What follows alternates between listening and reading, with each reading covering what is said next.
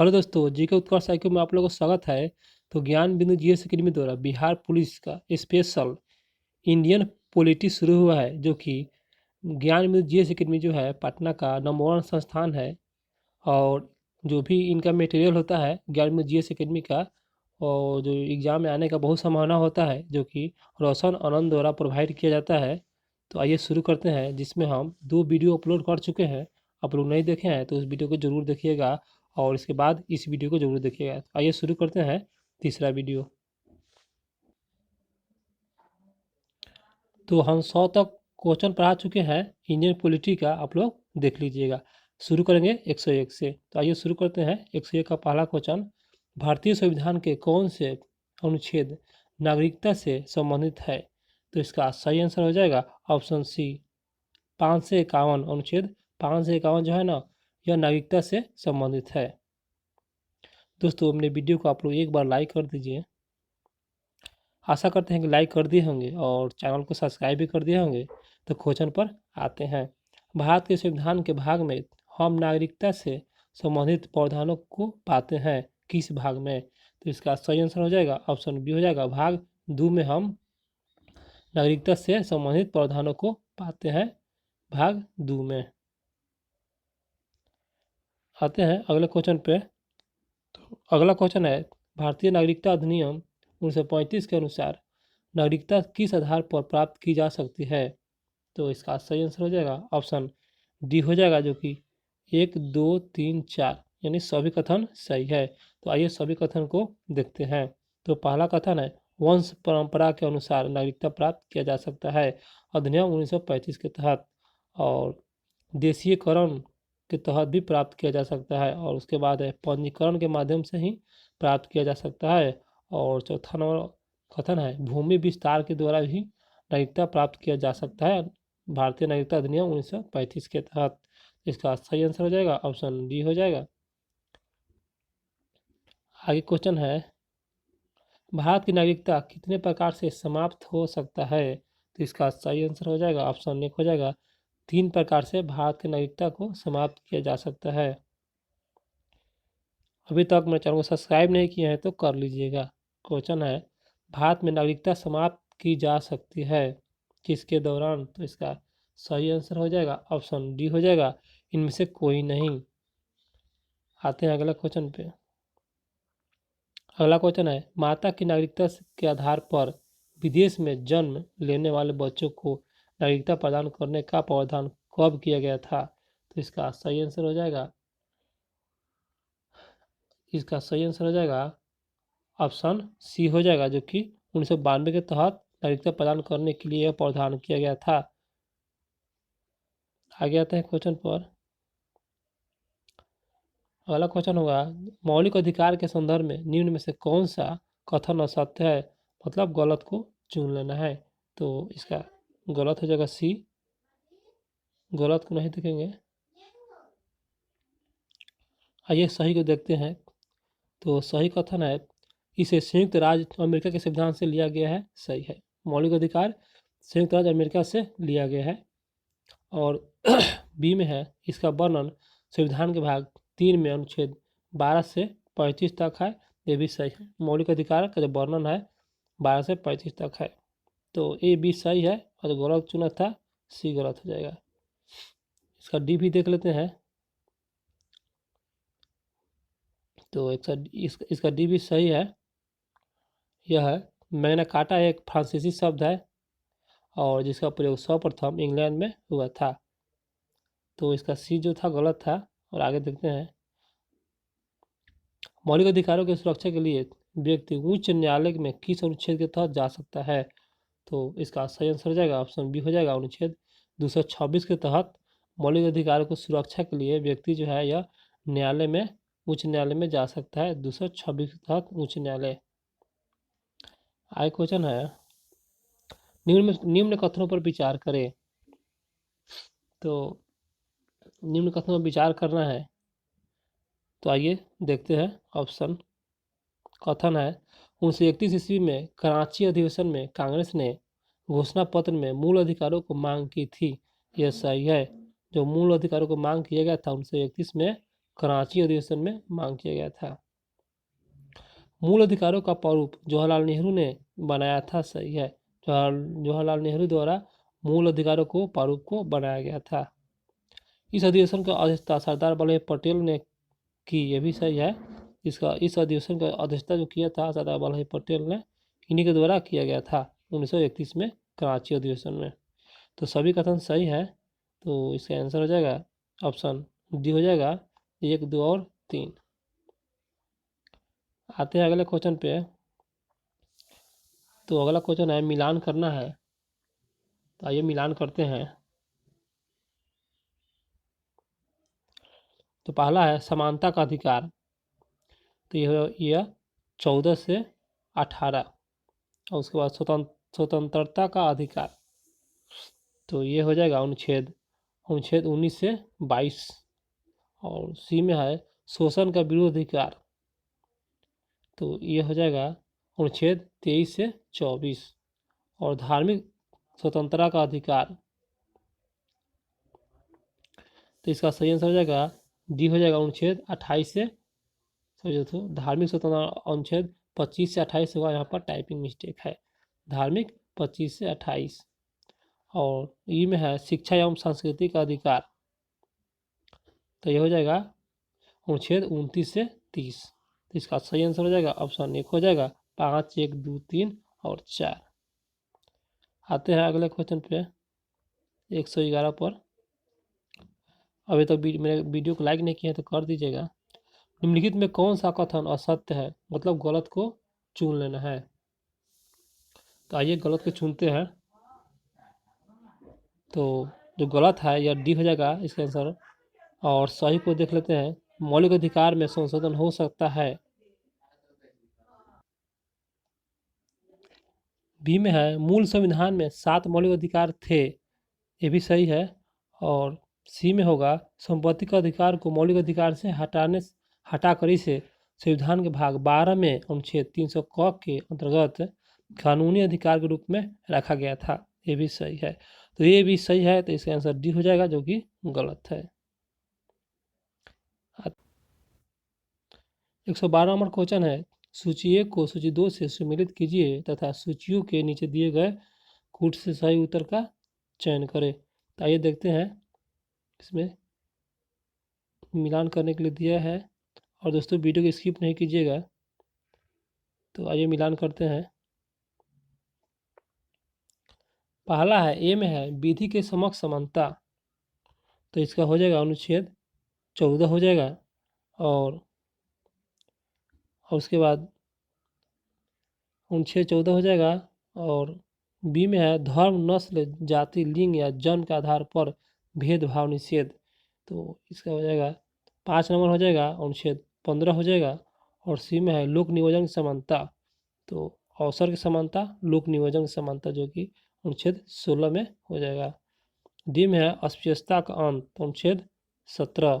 और ई में है उपाधियों का अंत, अनुच्छेद 18 में ये चर्चा कहा किया गया है। तो इसका सही आंसर हो जाएगा ऑप्शन 1 हो जाएगा 3, 5, 1, 2 और 4। आते हैं अगले क्वेश्चन पे।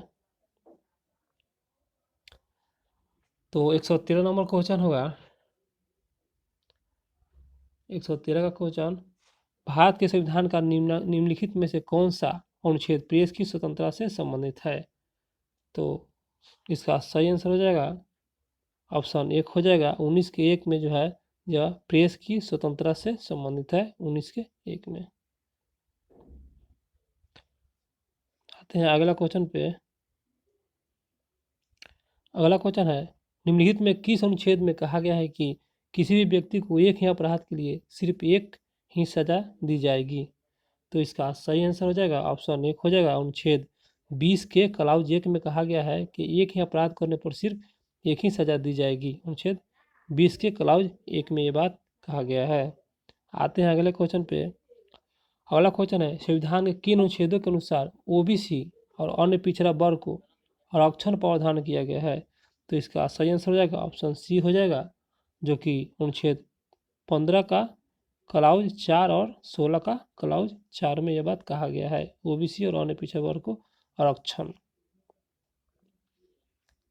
अगला क्वेश्चन होगा, भारतीय संविधान के निम्नांकित अनुच्छेदों में से कौन सा लोक नियोजन के विषय में भारत के सभी नागरिकों को अवसर की समानता का प्रतिभूति प्रदान करता है? अवसर की समानता। तो इसका सही आंसर हो जाएगा ऑप्शन बी हो जाएगा, जो कि अनुच्छेद 16 के क्लॉज 1 और 16 के क्लॉज 2 में अवसर की समानता के बारे में यह चर्चा किया गया है। 16 के 1 क्लॉज और 16 के 2 क्लॉज में। दोस्तों, मेरे वीडियो अच्छा लगता हो तो चैनल को सब्सक्राइब जरूर कीजिएगा। आते हैं अगला क्वेश्चन पर। अगला क्वेश्चन है, भारतीय संविधान का अनुच्छेद 22 में वर्णित कुछ दशाओं में गिरफ्तारी और निरोध में संरक्षण के संबंध में निम्न में से कौन सा कथन सही है? सही को चुनना है। तो आते हैं क्वेश्चन में, ऑप्शन पे इसमें कौन सा सही है।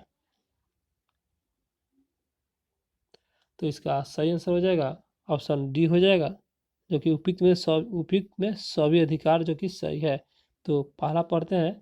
ऑप्शन 1 है, गिरफ्तारी कारण शीघ्रतम से जानने का अधिकार है, सही है। और गिरफ्तारी के 24 घंटे के अंदर मजिस्ट्रेट के समक्ष प्रस्तुत करना। और उसके बाद सी में है, अपनी रुचि के अनुरूप वकील से परामर्श लेने के एवं बचाव करने का अधिकार है, सभी अधिकार है। उपयुक्त में से सभी अधिकार सही है। आते हैं अगले क्वेश्चन पे। तो अगला क्वेश्चन है, राष्ट्रीय हरित न्यायाधिकरण एनजीटी की स्थापना 2010 में की गई थी। याद रखिएगा दोस्तों, एनजीटी की स्थापना 2010 में की गई थी और मुख्य पीठ नई दिल्ली में है, जबकि अन्य 4 पीठ है जो कहाँ नहीं है, मतलब गलत को चुनना है। तो इसका सही आंसर हो जाएगा ऑप्शन बी, मुंबई में नहीं है दोस्तों, और बाकी जगह है, भोपाल है, कोलकाता है और चेन्नई है, मुंबई में नहीं है। आते हैं अगले क्वेश्चन पे। किसी अपराध के अभियुक्ति को स्वयं अपने विरुद्ध गवाह बनने के लिए बाध्य नहीं है। देखिए दोस्तों, किसी अपराध के अभियुक्ति को स्वयं अपने विरुद्ध गवाह बनने के लिए बाध्य नहीं है, कि ये नहीं किया जा सकता है। भारतीय संविधान के किस अनुच्छेद में यह प्रावधान कहा किया गया है? तो इसका सही आंसर हो जाएगा ऑप्शन 1 हो जाएगा, अनुच्छेद 20 के क्लॉज 3 में यह प्रावधान किया गया है, जो बाध्य नहीं किया जा सकता। आगे क्वेश्चन है, संविधान का कौन सा अनुच्छेद दोष सिद्धि के संबंध में अभियुक्ति को दोहरे दंड एवं स्वभिलंसन से संरक्षण प्रदान करता है? तो इसका सही आंसर हो जाएगा ऑप्शन डी हो जाएगा, अनुच्छेद 20 में यह चर्चा कहा गया है कि दोष सिद्धि के संबंध में अभियुक्तियों की दोहरे दंड स्वभिलंसन संरक्षण प्रदान करता है। अनुच्छेद 20 में यह बात वर्णित है।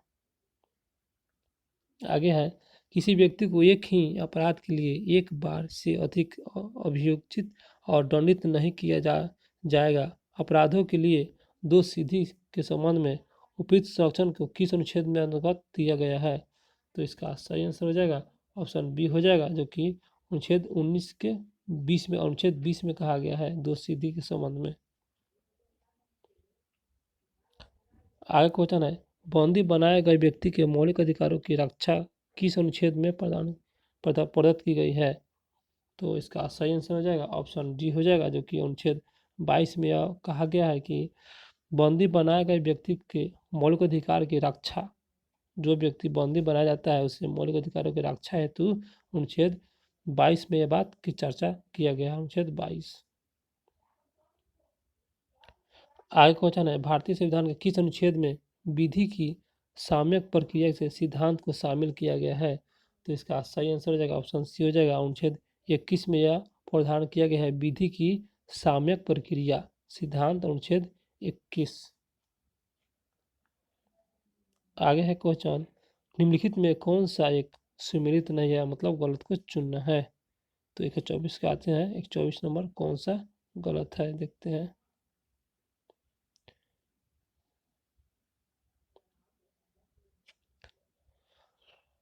तो दोस्तों, इसका गलत कथन जो हो जाएगा ऑप्शन डी हो जाएगा, जो कि गलत है। सही को देखेंगे। अनुच्छेद 23 मानव के दुर्व्यापार एवं बलात्संग के प्रतिबंध है, अनुच्छेद 23 में।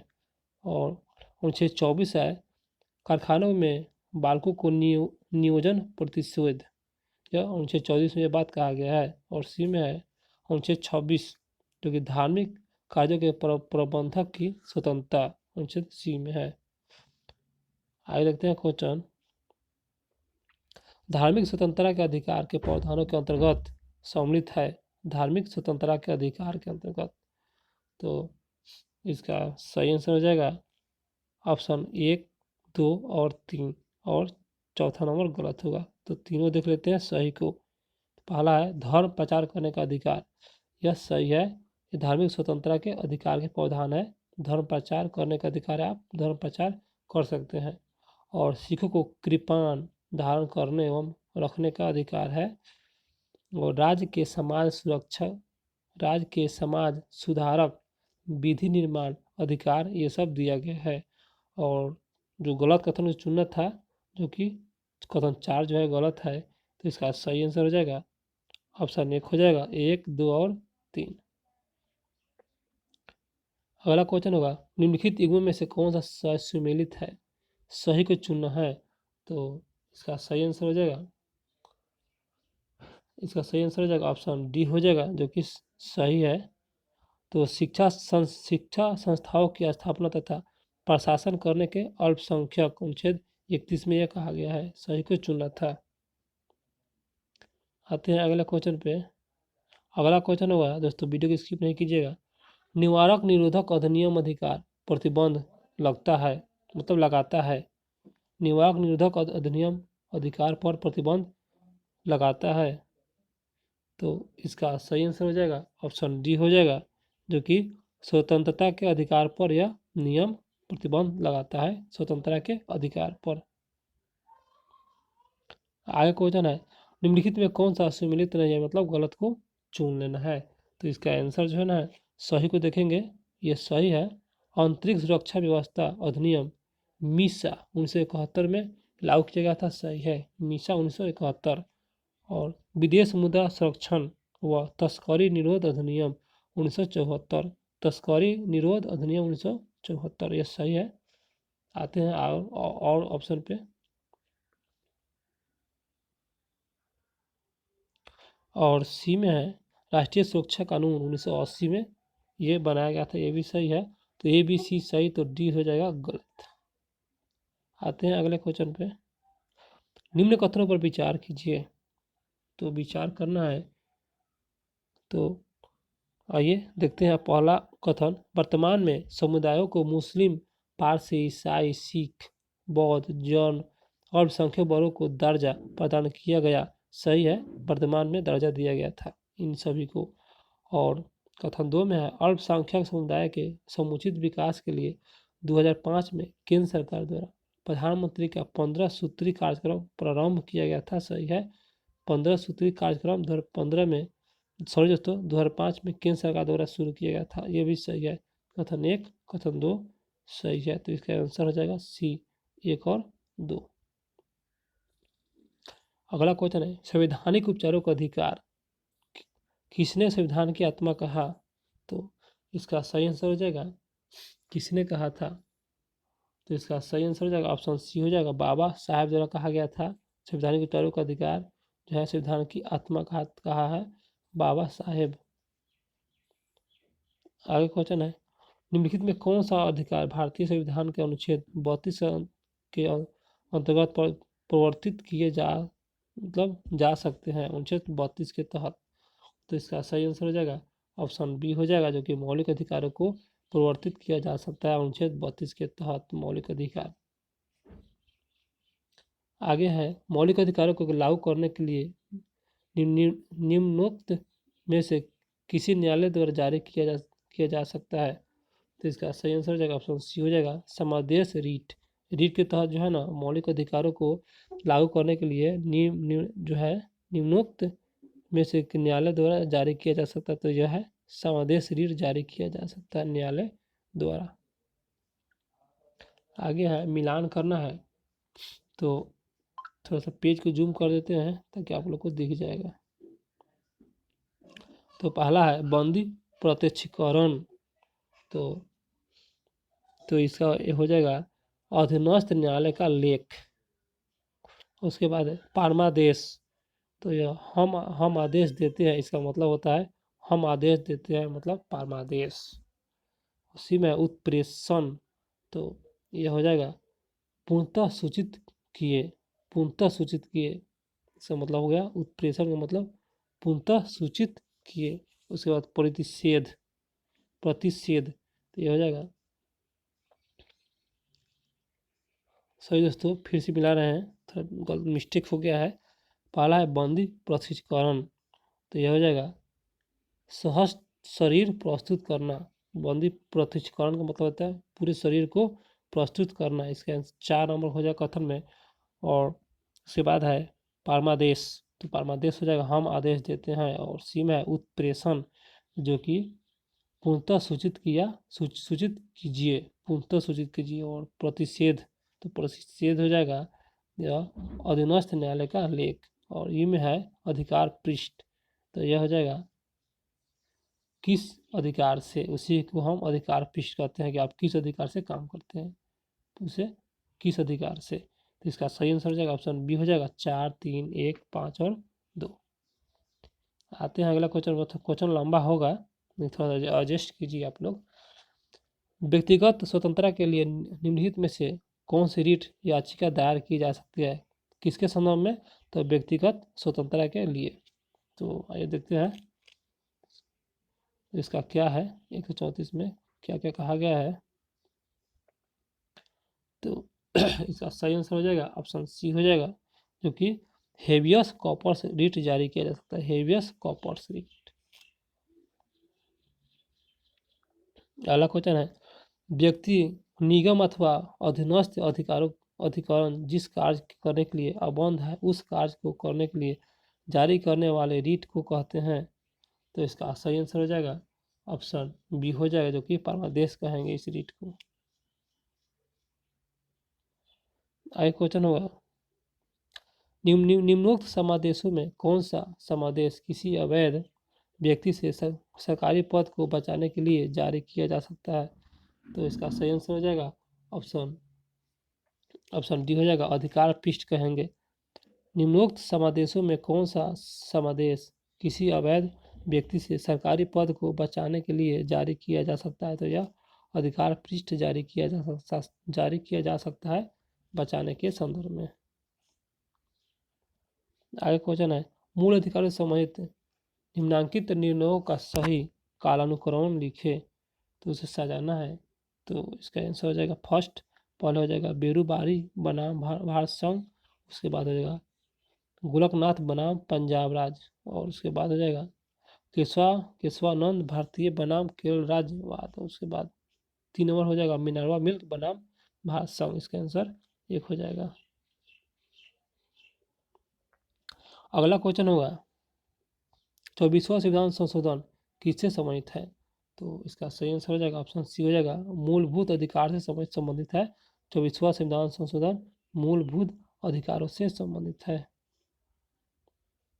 आगे है किस रीट के द्वारा किसी भी अधीनस्थ न्यायालय को यह निर्देश दिया जाता है कि वे अपने पास लंबित मुकदमा को न्यायालय निर्णय के लिए उस वरिष्ठ न्यायालय में भेजे। तो इसका सही आंसर हो जाएगा ऑप्शन 1 हो जाएगा उत्प्रेषण। इसी के द्वारा जो है ना वह वरिष्ठ न्यायालय को भेज सकता है, जो लंबित मामला होता है वह किसी वरिष्ठ न्यायालय में भेजे, वह उत्प्रेषण के तहत यह कहा गया है, यह उत्प्रेषण रीट के द्वारा किया गया है। आगे है राज्य के नीति निर्देशक तत्वों का उल्लेख भारतीय संविधान के किस भाग में है, तो इसका सही आंसर हो जाएगा ऑप्शन सी हो जाएगा, जो कि भाग 4 में वर्णित है राज्य के नीति निर्देशक तत्व। अगला क्वेश्चन है भारतीय संविधान किस अनुच्छेद में राज्य के नीति निर्देशक तत्व उल्लेख है, तो इसका सही आंसर हो जाएगा ऑप्शन पर आते हैं, तो यह अनुच्छेद सी हो जाएगा। 36 से 51 जो है राज्य के नीति निर्देशक तत्व की चर्चा किया गया है, 36 से 51। आगे क्वेश्चन है निम्नलिखित में कौन सा कथन असत्य है, मतलब गलत को चुनना है, तो गलत हो जाएगा बी, जो कि गलत है। सही को देखेंगे इसकी प्रेरणा आयरलैंड के संविधान से लिया गया है, आयरलैंड के संविधान से सही है। और उसके बाद सी में है संविधान में कल्याणकारी राज्यों की संकल्पना समादेश राज्य के नीति निर्देशक तत्वों में किया गया है, सही है।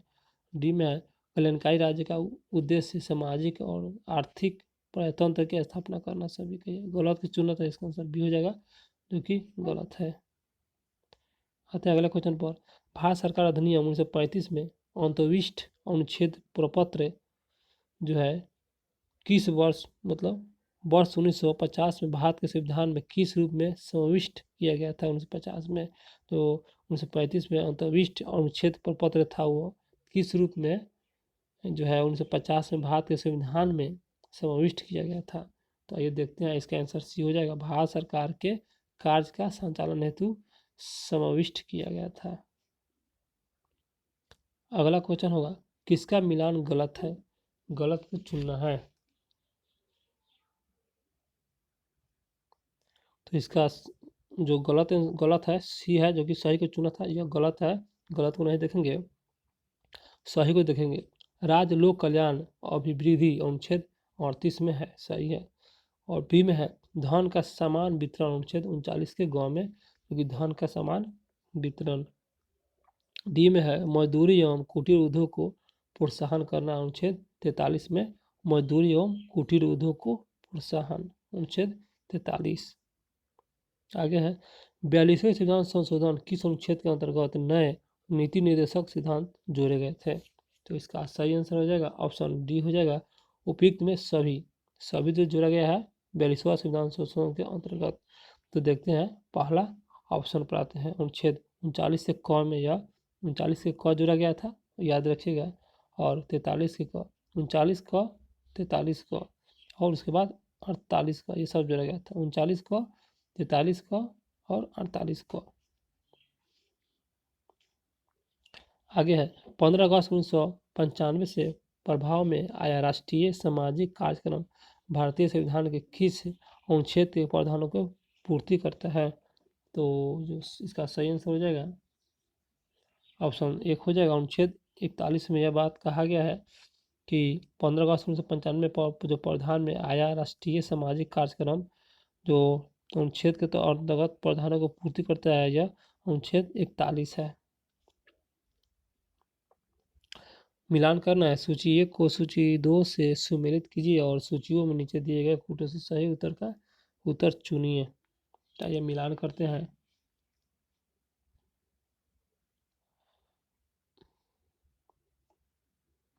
तो पहला है ग्राम पंचायत का गठन, अनुच्छेद 40 हो जाएगा, और उसके बाद काम करने का अधिकार, और सी में है समान नागरिक संहिता, तो समान नागरिक संहिता अनुच्छेद 44। डी में है कृषि एवं पशुपालन अनुच्छेद 48, और बी में है काम करने का अधिकार अनुच्छेद 41 में ये चर्चा किया गया, काम करने का अधिकार अनुच्छेद 41। अब देखते हैं इसका कौन सही हो रहा है ऑप्शन में। तो इसका सही आंसर हो जाएगा दोस्तों ऑप्शन एक हो जाएगा, 1 2 3 और 4। आते हैं अगले क्वेश्चन पर, निम्न में से कौन सा एक राज्य नीति निर्देशक तत्व में नहीं है, मतलब गलत को चुन लेना है। तो इसका आंसर सी हो जाए, जो कि गलत है, और यह राज्य के नीति निर्देशक तत्व में नहीं आता है। जो आता है उसे देखेंगे, राष्ट्रीय महत्व के स्मारकों स्थानों और वस्तु का संरक्षण यह आता है। पुरुष और महिलाओं को समान कार्य हेतु समान वेतन दिया जाता है, यह इसमें वर्णित है राज्य के नीति निर्देशक तत्वों में। और डी में है अंतर्राष्ट्रीय शांति और सुरक्षा का अभिव्यक्ति राज्य के नीति निर्देशक तत्वों में। आते हैं अगला क्वेश्चन पे, निम्नलिखित में किसने नीति निर्देशक तत्व सिद्धांतों को बैंक के सुविधा अनुसार दे उत्तर दिनांकित चेक कहा। तो यह कहा गया था डी के.टी. शाह द्वारा कहा गया था, इसका आंसर डी हो जाएगा, के.टी. शाह द्वारा यह बात कहा गया था। आते हैं अगले क्वेश्चन पर, भारतीय संविधान का अनुच्छेद 40 किस सिद्धांत पर आधारित है। तो इसका सही आंसर हो जाएगा ऑप्शन बी हो जाएगा, गांधीवादी सिद्धांत पर आधारित है, गांधीवादी सिद्धांत अनुच्छेद 40। तो दोस्तों इस वीडियो में से इतना ही, और अगला वीडियो फिर लेकर आएंगे। और अब तक अभी तक मेरे चैनल को सब्सक्राइब नहीं किया है तो कर लीजिएगा, और एक बार लाइक कर दीजिएगा, और वीडियो अच्छा लगा हो तो कमेंट बॉक्स में ज़रूर बताइएगा, और चैनल को सब्सक्राइब जरूर कीजिएगा। अब चलिए दोस्तों, अगला वीडियो में हम फिर मिलते हैं, अगला पार्ट लेकर आएंगे।